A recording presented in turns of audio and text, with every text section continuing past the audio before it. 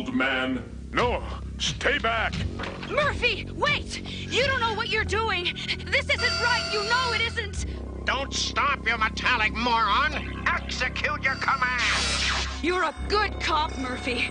Think of your prime directives. Serve the public trust, uphold the law, protect the innocent. Don't listen to her. Shoot! Murphy, please!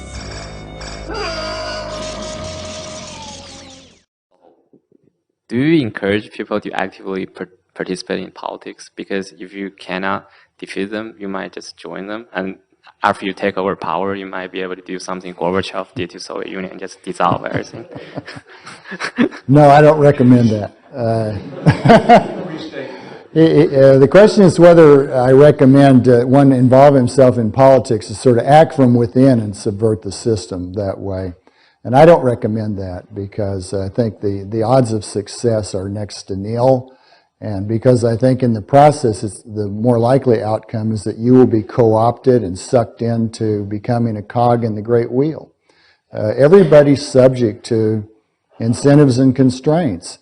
So, you know, there's a long tradition, say, among Christians to come out from among them and be ye separate. I urge people to come out from among the state and be ye separate to the extent that you can. Obviously, we live in a world pervaded by state actions, so it's virtually impossible for anyone to completely divorce himself from the state and some of its effects, but there's a matter of greater and less. And so what I actually recommend is that people, to the extent that they can, remove themselves from politics, not that they participate in it at all. I personally loathe politics and have nothing to do with it whatsoever. I run away screaming. I don't even want to tell you how horrifying I find every aspect of politics, because this is a family-oriented show. I think the main topic and area of disagreement here, it can sort of be broken into two pieces. One is just the general usefulness or lack of usefulness of using politics and elections and that whole game to try to promote the principles and the values of self-ownership and non-aggression and voluntarism. I will quickly say I think in a very limited way that it is possible to do something sort of positive, although I still have complaints about it. But then the second part is, in particular, Adams' campaign. So the first is sort of the theoretical of what good could be done by having an anarchist run for office, and then specifically, what is his campaign actually doing, and is it actually doing anything to promote anarchism, or is it going flying in a different direction, even to the point of being counterproductive? And I'll just be really quick in my opening here to say that the only thing I would have any respect for as far as political action would be somebody basically joining the circus to make fun of it, to have a campaign that mocks the entire notion that whoever gets the most buttons pressed next to their name has the divine right to rule, and basically just using the attention you would get for having a campaign to point out that government is inherently bogus, its laws are inherently bogus, democracy is inherently bogus, and to go for the underlying problem, which is the belief in authority, and the belief specifically in political authority, and all the things that try to pretend that is legitimate and actually bestows upon a ruling class the right to rule. So I can see in a very limited setting how somebody could run a campaign that's basically designed to completely mock the thing, to say, I don't want your vote. If you vote for me, you're being silly. Your vote doesn't mean anything. Whether you vote for me or vote for them, it's all ridiculous. The whole game is ridiculous. Their legislation is ridiculous. The notion that it's legitimate and that there's any authority and any respectability to this whole game is ridiculous. If somebody ran for office on that as an anarchist, I could sort of respect it. Anything else, I don't. And the second part, to go to Adams' campaign website and see what we see there, and I'm sure we'll get into the more specifics, so I'm not going to cover that all in my opening. I think not only does his approach do no good, it is absolutely counterproductive. It legitimizes the rituals. It legitimizes the notion of having a political savior with a master plan to come in with a legislative agenda to play their game, the game of the tyrants, for the tyrants, and by the tyrants, as if we could use that to achieve freedom. And not only does that never work and has no chance of working, but it does the exact opposite of good by legitimizing the circus. The way to deal with the circus known as politics is not add our own clown to the circus. It's to tear down the legitimacy of it, and this campaign does nothing of the sort. It plays the game, it legitimizes the game, it tries to make it look respectable, as if people who believe in freedom could win it and use that to achieve freedom. It doesn't work that way. And it was interesting to watch Ron Paul in his closing statements on the House floor say basically about himself what I had been saying about him for years, which is politically and legislatively, this is utterly pointless. It's about what people believe, and it's about spreading the ideas. And so, yes, there is a potential positive, even though it does sort of lend credence to the whole process. The problem is that's not what Adam is doing. And it's funny to hear the cliche political rhetoric of, can't we work together instead of tearing down, when it's just a disagreement over philosophy and tactics. Here is what his platform on his website says. Now, picture yourself as the statist out there. See what you learn or see what you understand from this. You know what you learned from Ron Paul, because for years and years and years he talked about the principles, he talked about the concepts. Here's what you get in Adam's platform. When elected, I will swear in, walk to the White House, and sign one executive order. This executive order will lay out the process for dissolving the federal government in a peaceful, orderly manner. With it, I will be resigning as president to lay out the process for dissolving the federal, I will be resigning as president to become custodian of the federal government. And then he talks about how it'll appoint heads of the departments and so on and so forth. First of all, this is absolutely a legislative agenda.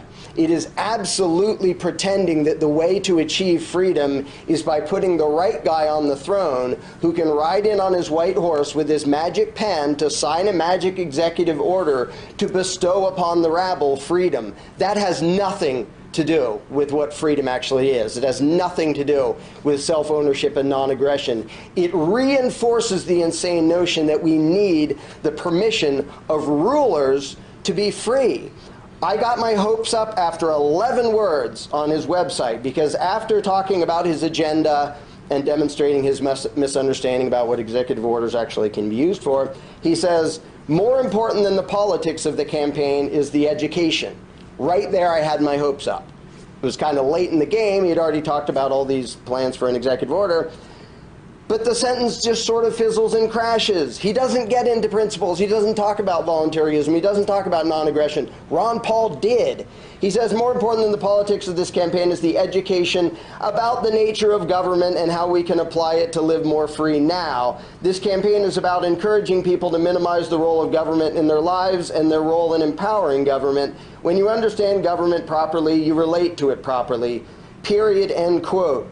What would anybody learn from that other than, well, he wants the reins of power to give us freedom for some vague something or other, and then he goes on to say how he's going to give some of the money into certain things for a veteran affairs thing. He's going to give some of the power to state governments.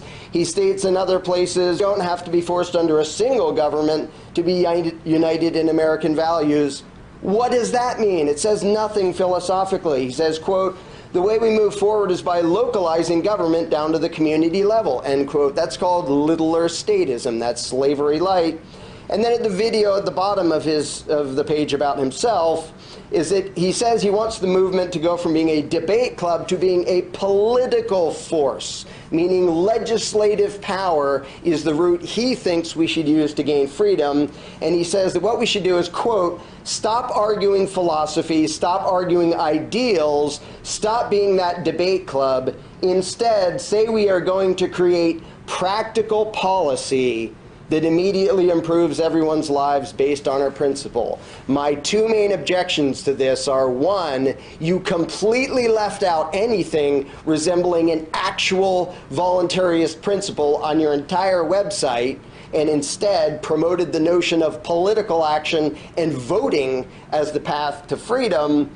And two, and more importantly, you are trying to get people to put their faith in the least practical, the least realistic, the downright delusional solution of getting President Kokesh elected by 60-some million Americans. You talk as if that is the practical solution, expecting 60 million Americans to vote for an anarchist to put him into power so we can sign a piece of paper doing away with the ruling class, which, by the way, that's not how federal law works at all. But since there is exactly zero chance of you winning, that discussion is completely unnecessary.